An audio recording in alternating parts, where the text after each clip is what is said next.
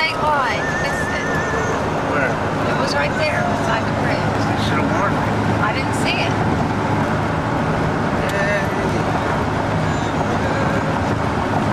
It's only 3:30. We're just now making it to Arkansas.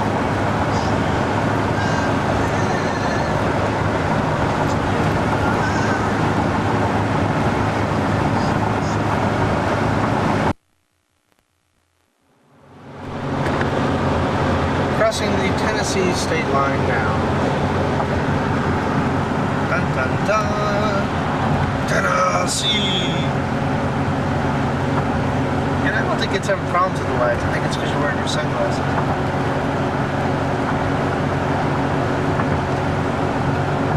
I'm now the back of a lovely KL truck. One more reckless lane change and we're there. And it is a pyramid. Damn, that was the Nile. We're in Egypt.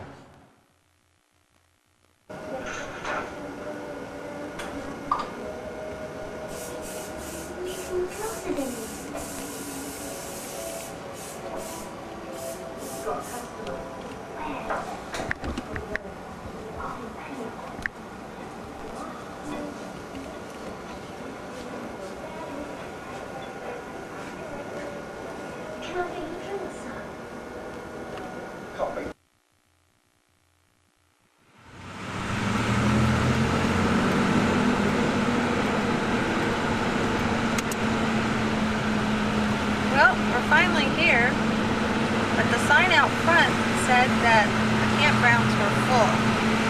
So we'll just have to see.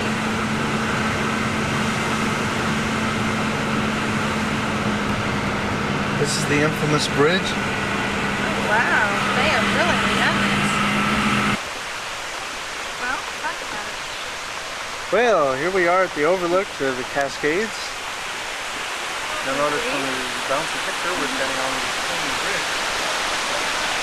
And here's Susan falling over the edge. Ah!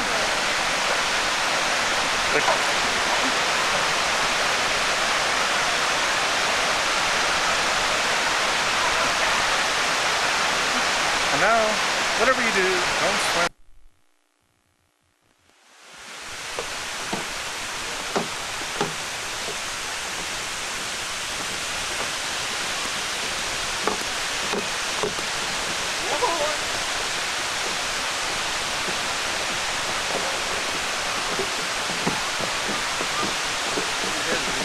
That's the wrong way. Huh? Wrong up, Posey. Go this way. Go this way. What are you doing, Rob?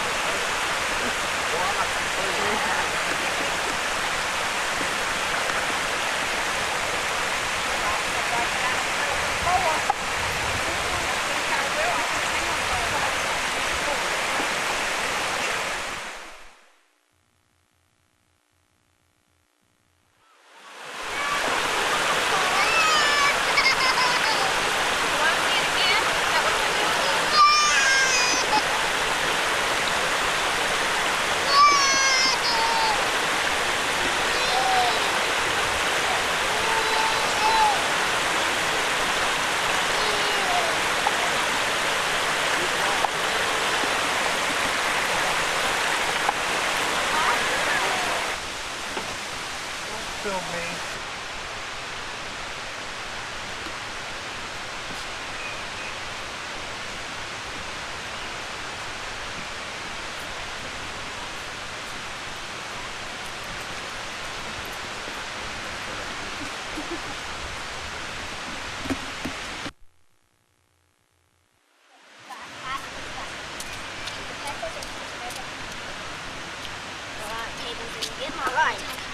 Alright, that's what freaking dynamite.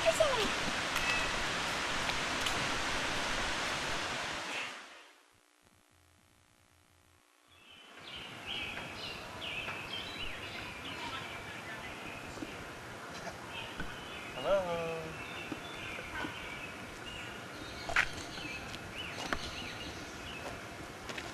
Hi. Hi. You playing again?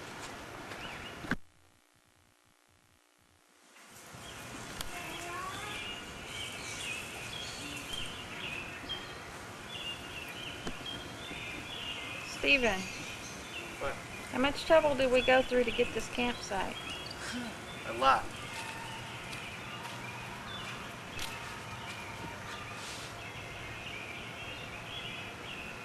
There's our neighbor's trailer.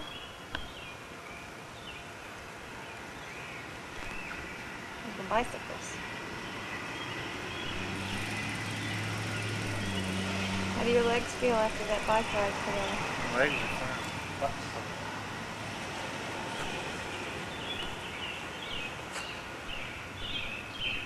Look at these paintings, you might be able to see some of the detail, the specific lines that you put into. We'll go ahead and zoom up a little bit. Notice how detailed it is. You can all but see the cap the gentleman has put in on the guns, down to the glare of the binoculars. It was partly because that this was the genre of the time that he didn't become too popular right at the beginning. American artists, you can imagine, always took a backseat to the European artists who had been studying for so much longer, had so much history behind them. However, he was to become famous in his later years, even as a youngster, about, 21, and that was young for the art world. He did receive awards every now and then, and quickly was to earn a reputation as the best military painter that perhaps America was ever to produce. Keeping with the realism tradition, we'll look at these paintings, and I want you to focus in on the uniforms. Notice how exact and detailed they are. In his studio, they said, you could find, or outsuit, a strange army, if you would. He had uniforms from the Roman soldiers all the way up through the Civil War, Revolutionary War soldiers as well, some of the Indian ones. As a matter of fact, the Indian knowledge that he gained, he got when he was out in the Dakota territories. After he turned 21, he got the opportunity to travel with his brother out to the Dakotas to do some studying of the Indians. As a matter of fact, while he was out there, he met Custer, not 3 weeks before the famous Battle of Bighorn. Unfortunately, all we have as far as records of this time when he was in the Dakotas is just this one painting of his brother watering his horse and a few tales told by him a little later in life during an interview. But it must have had a strong impact on him, simply because, as we'll notice, he was to go back many years later to do the same thing again. Well, a very important time in his life, when he turned 26, ironically, his uncle died. Now remember, his mother was from Van Buren County, which is again where we are right now. His uncle, when he died, bequeathed some land to him in his will under the regulations that he was to come down and improve the farmland. So, when he was 26, he and his young wife, who of course was also a northerner, came down and settled on a farm here in lovely Fall Creek Falls. And this is where his artist career really got started. He was able to put out more paintings than he ever had before.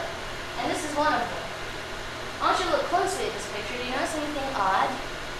Are any of you Civil War buffs, so to speak? Do you remember the Civil War? Do you remember what the uniforms looked like?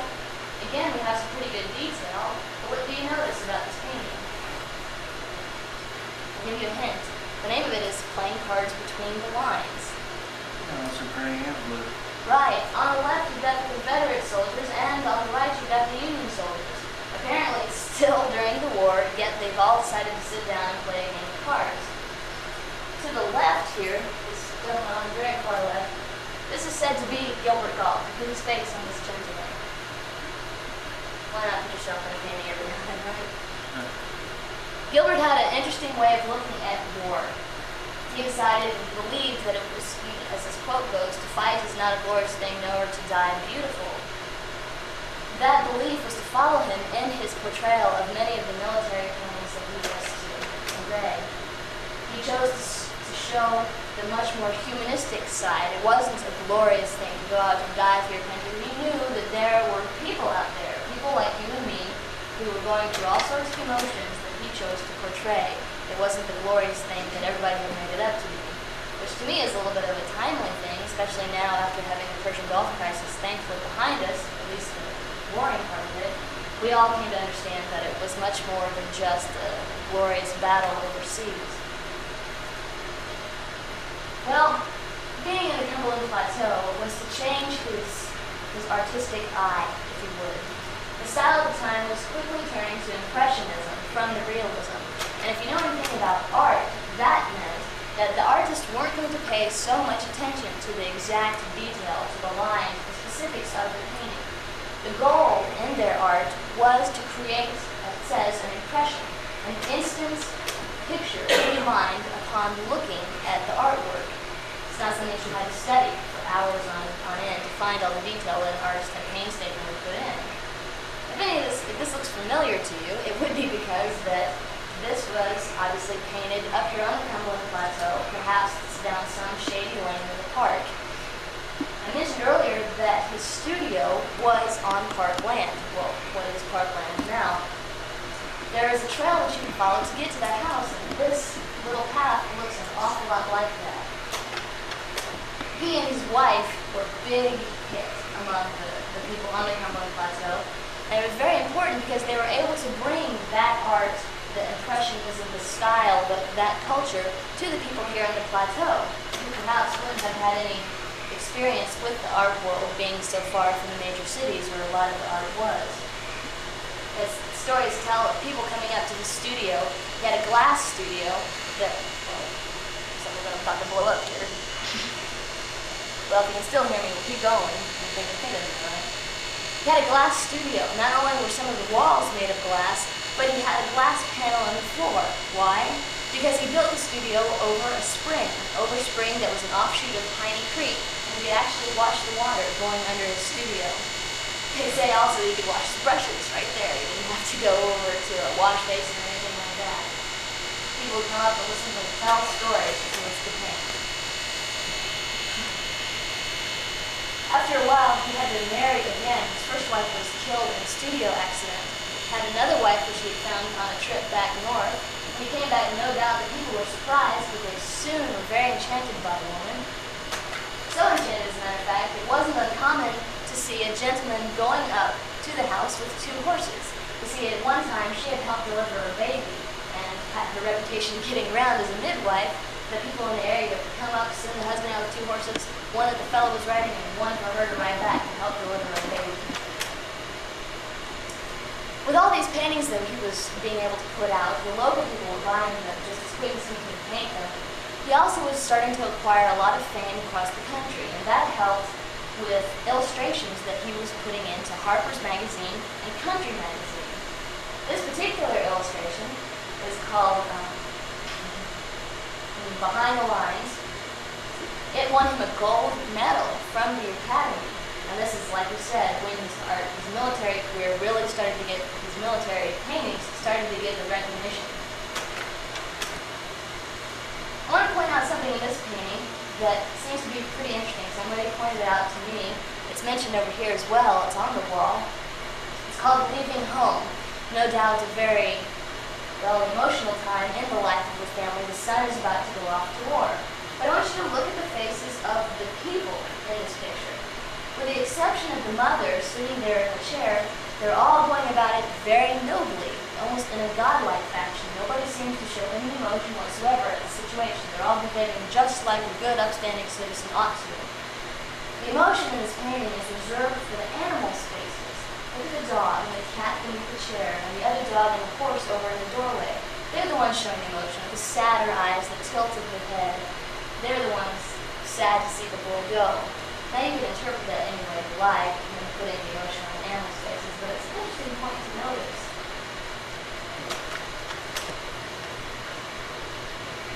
As he was continuing his career, like I said, he did put many paintings into illustrations, into the magazines. And also, one of the hotels in Nashville decided that they wanted him to put together a set of 12 paintings to be hung in their lobby, their walk-in area, and they would sell perhaps 7 of the prints as a group set to the patrons of the hotel.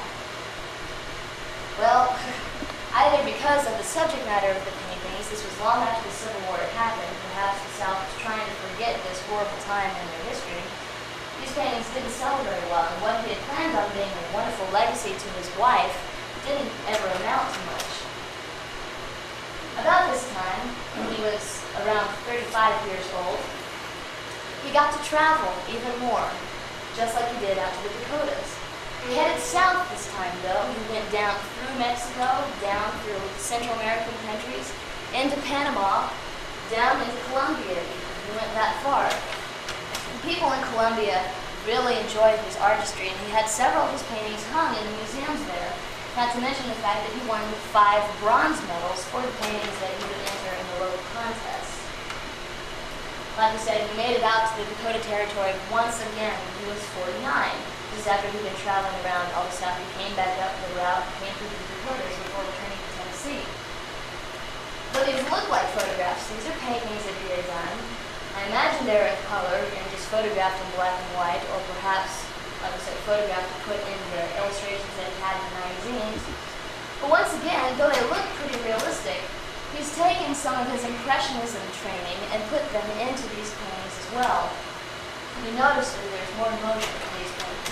You're not just looking at, say, in this case, somebody putting an arrowhead onto one of the arrows or a spear. You can see the emotion on the faces and the feelings that he's put into these daily rituals of the people, a boy practicing his bow practice, perhaps. He was very much concerned, and he knew that these Indians, these people, were about to lose all that was rightly theirs because of his own kind. And you can imagine the emotion and the sorrow that was in the air, and he very effectively put that into his paintings. When he was 54, his health was starting to get even worse. He could no longer continue his travels across the country. He came back to Tennessee for another short stint, although at this time he wasn't able to sell his paintings as he had earlier. His popularity was waning, not just in Tennessee, but all over the country, and that's largely because the Europeans once again had started another boom, and their popularity was starting to grow in our country, pushing out the American artists that had gotten up so far. He had a few stints over to the capital to help him earn money, capital of Nashville, to help him earn money, for this was a hard time for him because he could not sell any of his paintings. He was teaching at a ladies' college in McMinnville, which still exists today, and another small college in Spencer, which is no longer there, unfortunately. This helped bring in a little bit extra money. In the winter, though, if it weren't for the help of his neighbors, likely he and his wife would have starved. They were produced eating cabbages and turnips, for I'm afraid Gilbert Gall wasn't very good of a hunter. They did rarely have meat. And it was at this time when almost they had to go back further and further into the forest, costing more money, but they were getting more of the inferior trees out. It wasn't returning the effort and the money that they were putting into the manufacturing, the cutting. The coal seams were also running out. They had to go further and further back to get the coal, but weren't getting as much money out of it. The whole area in general was suffering economically. And this is where some of his paintings started to show the tragedy that was starting to hit the South. And that began to show to the rest of the country. We owe Gilbert Gall a lot for what he was able to bring to the South as far as his artistry. We also owe him for bringing some of the South to the rest of the country as well. Whether it be in his military paintings, the way he portrayed the North and the South as they were, the brothers that they were, or whether it be the Tennessee lifestyle that he was able to portray in his paintings, the Cumberland Plateau and the life here that he came to know so well. He He was able to get a few paintings out. He noticed this military uniform is much more World War I. Well, yes, we're getting up until about 1914 right now. Right around World War I, 1918, that whole period. His health was declining even more, though. And so he left this area. He returned to the north to try to sell some more of his paintings, hopefully, by being there in person at the art galleries. Hopefully his paintings would sell even more. Unfortunately, that didn't work. Nobody was willing to buy the paintings of the South anymore. Nobody was interested in seeing the long-gone Civil War. They were more concerned about World War I and what was going on around the rest of the world. Finally, in the end, he moved down to South Carolina, which is where he was to die in 1919.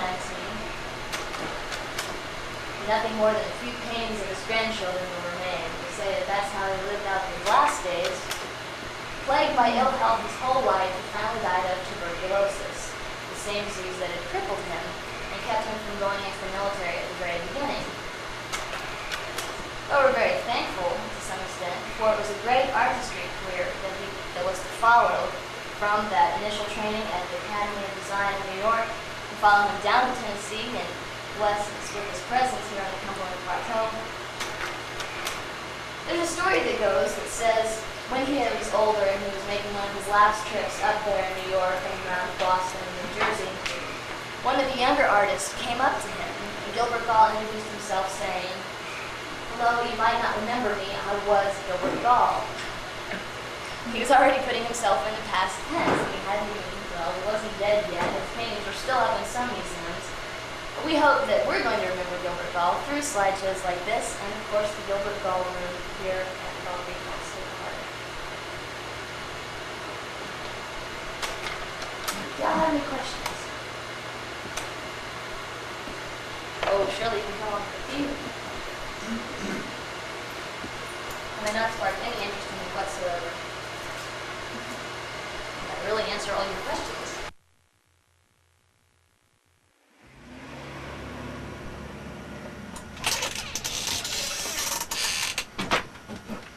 Uh-oh.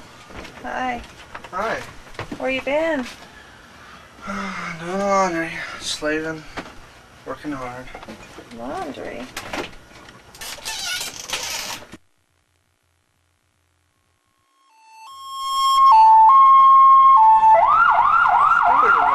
Is it? As the passenger.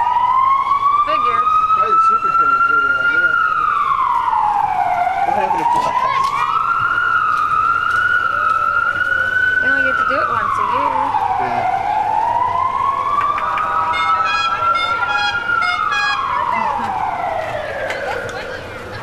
That's it. Come on, you got it. He's on the PA in between the song. That's what he's doing. Is he? I didn't hear him say anything.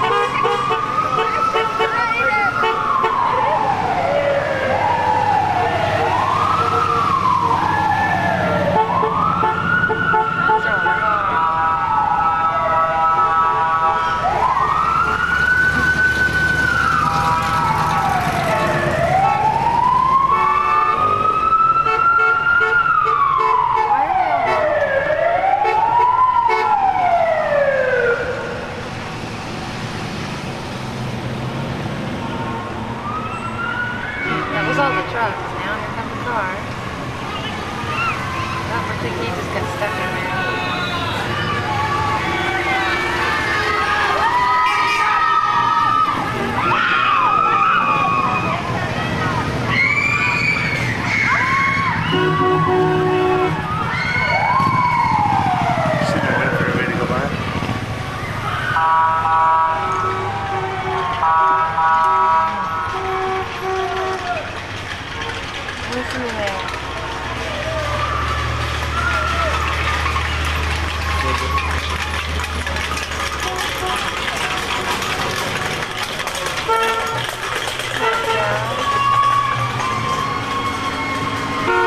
We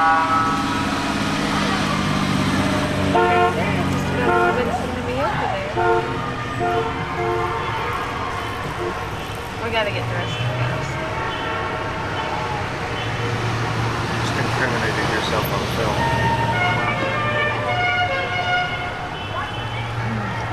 Below in the background. Oh, there's somebody going the wrong way.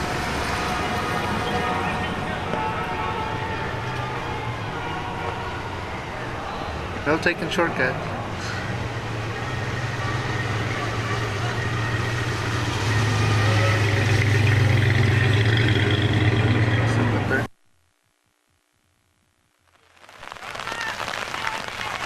It has not rained since we've been here. 4th of July festivities kicked off a few minutes ago and the rain started.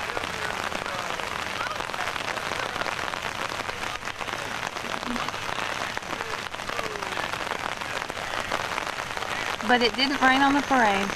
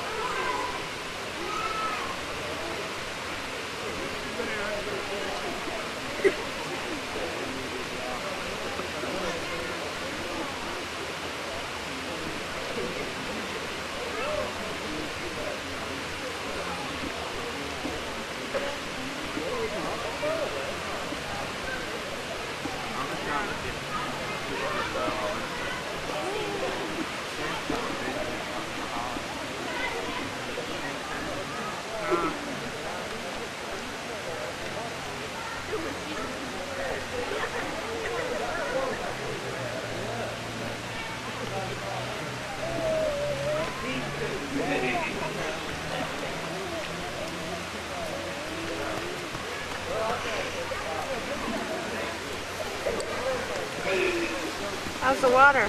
Cold. How cold? Real cold. Is that on? Yeah.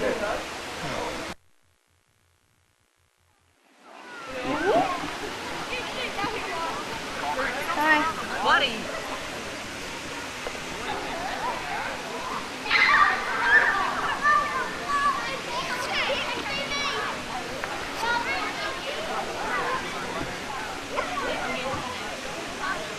There's a baby.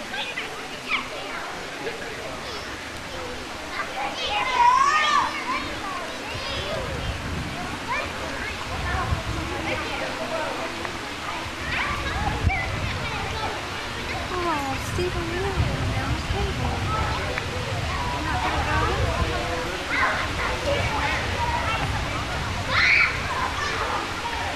You don't know what you're missing.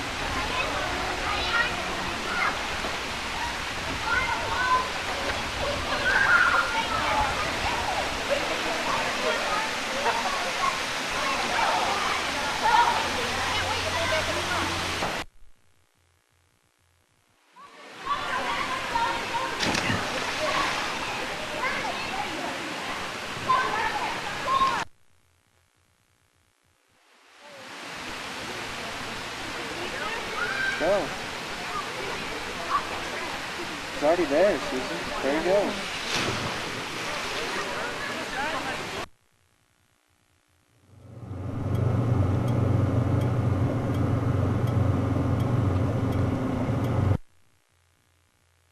Self-guiding scenic drive.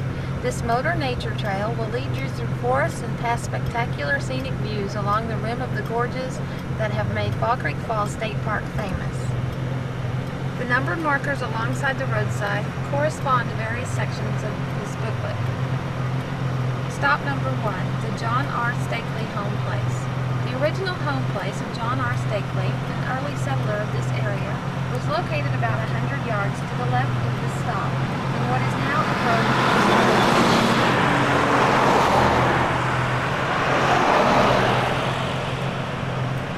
In the early 1900s, Mr. Stakely farmed the area that you will be driving through. Many of the changes that the Stakeleys made in this area are still evident today.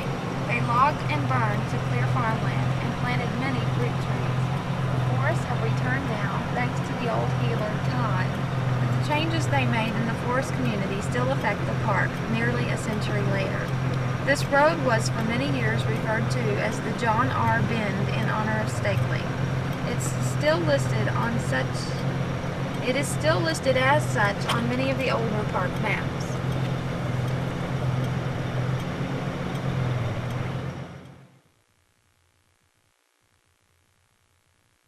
Second growth forest. Practically all of Fall Creek Falls was logged prior to the 1930s. Much of the lumber was used to construct homes and other buildings. Now, in its protected state, the forest is taking hold of the land again. Fields have given rise to briar thickets, shrubs, and finally the forest you see along this drive today. After the area was cut over, rain eroded much of the precious topsoil into the stream. Time has healed these scars, and once again there is a good stand of timber here. The forest has now begun the painfully slow process of replacing the lost topsoil.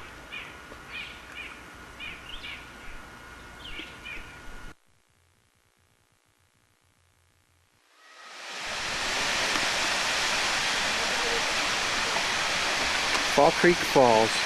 This 256-foot high falls is the highest in eastern America. As its water plunges downward, updrafts of wind catch it and disperse it as spray. Much of this spray settles on the bare rock face of the gorge. In the winter, the water seeps into tiny cracks and crevices, and as it freezes, it expands and pries loose tiny flakes of rock. This slow process has produced the deep gorge that lies before you today. The brownish-orange tint seen on the face of the falls is caused by an accumulation of sulfur and iron on the mossy rock. These stains began to accumulate in 1968 after excavation for the Fall Creek Lake Dam cut through coal seams containing the mineral. The volume of water over the falls is not great enough to wash debris on down the stream. Therefore, the plunge pool at the base of the falls is only about 7 feet deep. A worthwhile side trip from this overlook is the hike to the bottom of the falls. The round trip is less than 1 mile and it takes approximately 1.5 hours. The trail will lead you past a stand of virgin hemlocks and pollers, massive mossy boulders, and sheer sandstone cliffs. As you descend the trail, notice how much cooler and darker it becomes. This is due to the huge trees and the moist forest floor. The environment in the gorge is not unlike southern Canada. Your descent will carry you through 400 million years of geologic history, back to the time when the Cumberland Plateau was being pushed up to its present altitude, when ancient seas were retreating westward to give rise to the sandstones in this park. Once at the bottom, take a few minutes to enjoy the cool, refreshing mist, the roar of the falling water, and the priceless beauty.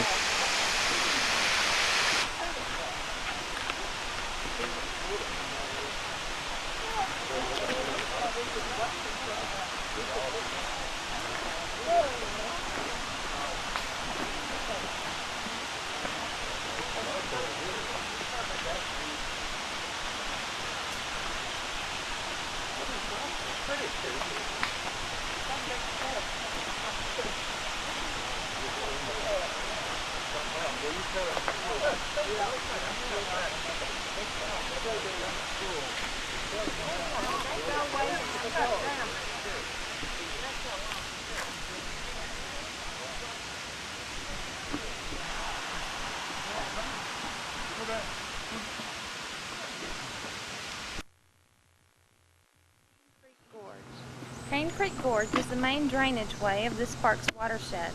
All of the streams flow into Cane Creek, which in turn joins the Caney Fork River that lies west of the Cumberland Plateau in Middle Tennessee. Cane Creek Gorge, locally called a gulf, began to be formed 325 million years ago as the seas retreated from the rising Cumberland Plateau.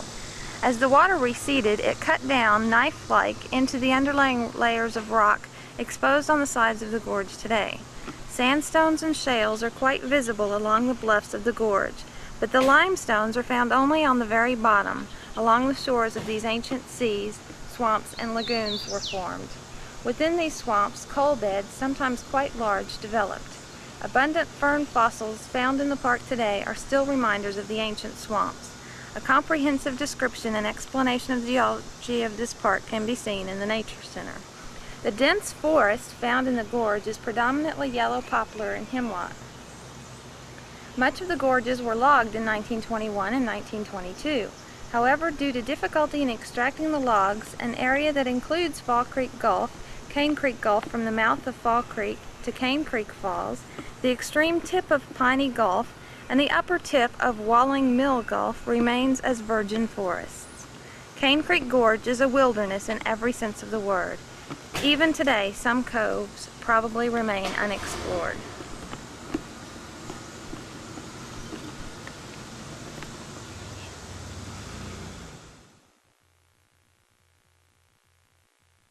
We return to reason and faith. This overlook is dedicated to the memory of the late Dr. Donald Kaplanor, the love he had of the rugged forests below, and his dedication to studying and classifying the plant communities in the gorges of Fall Creek Falls.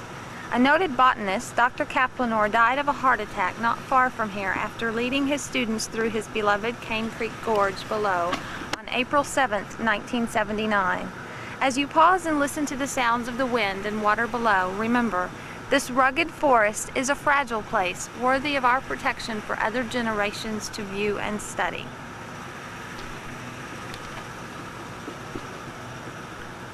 John Muir once wrote, "Come to the woods, for here is rest." The little disturbed forest you see before you holds many secrets of previous life and many answers of life to come. This quiet place is named in honor of Dr. Donald Kaplanor, a noted botanist and plant ecologist who studied and classified the plant communities in the gorges at Fall Creek Falls. His love for this area was unyielding, and he shared his knowledge of it with many young minds. Dr. Kaplanor died of a heart attack while on a field trip with his field botany class from Tennessee Technological University.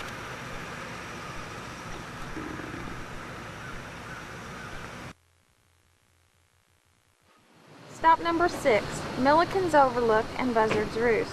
From this point, you are looking northward down Cane Creek Gorge. The gulf to your left is Piney Creek Gorge, which joins Cane Creek down below. Milliken's Overlook is named in honor of the late Dr. Glenn A. Milliken, a noted scientist who made many visits here to study these bluffs and the animals that inhabit them. It was here on May 25, 1947, that Dr. Milliken fell to his death while on a rock climbing trip.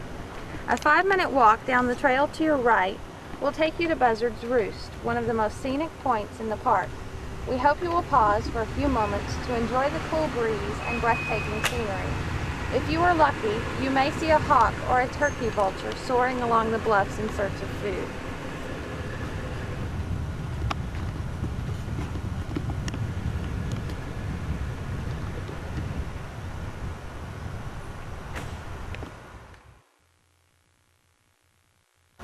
Milliken's Overlook is one of the most inspiring vistas found in Fall Creek Falls State Park. It is named in honor of Dr. Glenn Milliken, Vanderbilt physiologist who fell to his death in a climbing accident in May 1947. This point faces northward into Cane Creek Gulf. As you look into the deep gulf and Piney Creek Gulf to your left, let your mind wander. Try to imagine this area thousands of years ago as a tiny stream meandered across the hard sandstone rock exposed near the top of the gulf, and gradually cut down to the existing stream bed below. If only the majestic hemlock and yellow poplar found in the gulf could talk, what a story they could tell.